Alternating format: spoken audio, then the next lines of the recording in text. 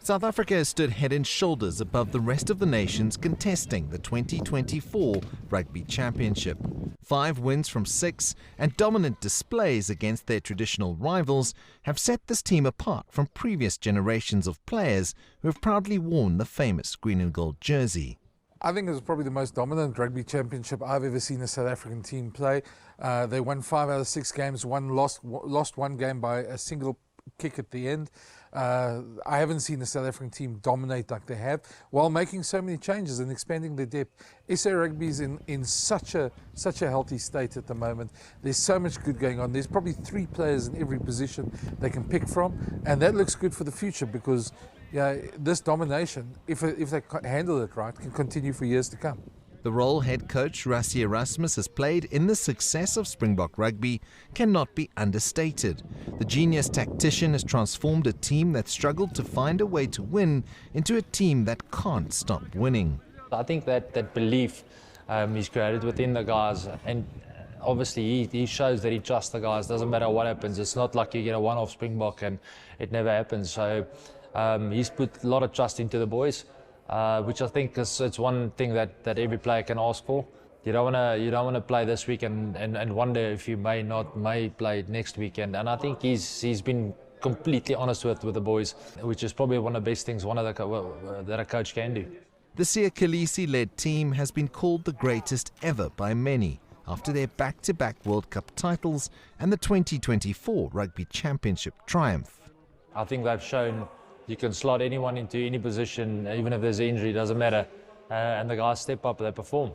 So I think the atmosphere and the environment they've created within the team is brilliant. You can see there's good camaraderie between the boys.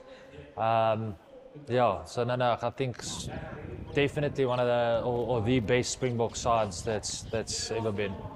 I'm not a big fan of comparing teams, to be very honest, because different eras have different sort of challenges and rugby changes through the years. It's certainly one of the best. They've won back-to-back World Cups. There's only one other team that's done that.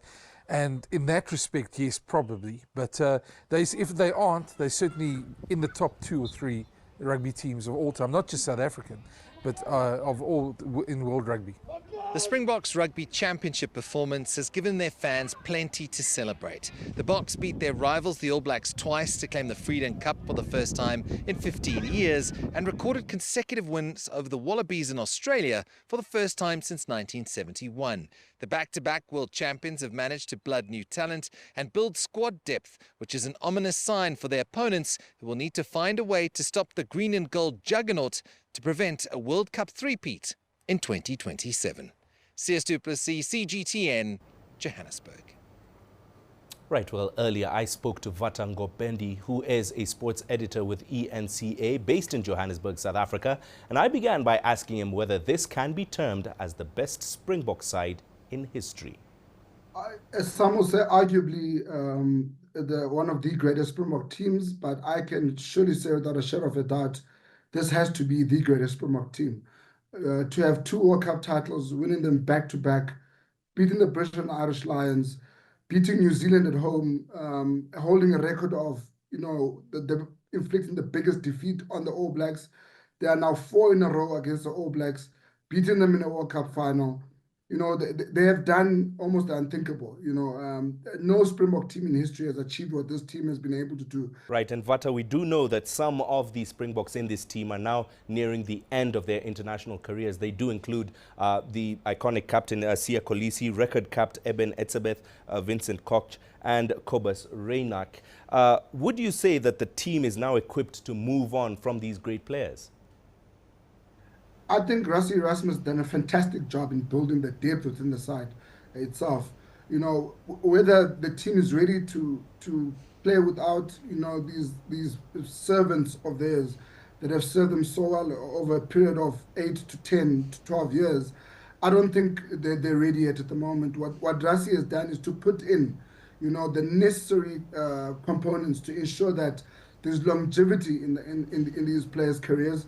He is looking at the 2027 Rugby World Cup to ensure that the likes of Siya Kolisi, Eben Etzebeth, you mentioned your Vincent Kochs, your Bongi Mbonambis are going to be there at that time. And that is why there's so many of these young players that are being blooded into the squad.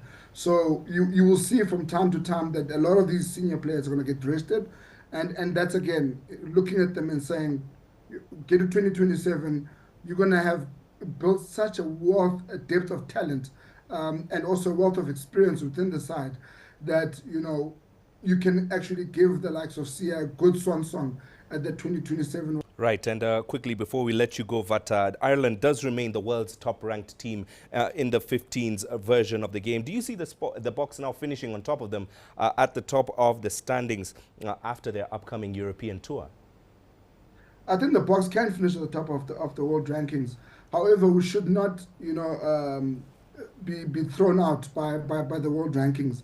I don't think they give a true picture of what actually happens on the field of play itself. I mean, for the Springboks to lose the #1 world ranking after losing to Argentina, and then they beat Argentina and win the Rugby Championship and still don't go to #1 in the world, again makes people wonder, how do these rankings get worked out? But at the same time, I think the Springboks are in a prime position now. Champions of the Southern Hemisphere. They go to the Northern Hemisphere knowing very well that all the teams are going to be facing, they've beaten before in the past. And when you look at the Springboks and the fact that we're saying that they're probably at the peak of their powers, I think that world #1 ranking surely will be theirs when they finish off the end of year tour out in the Northern Hemisphere.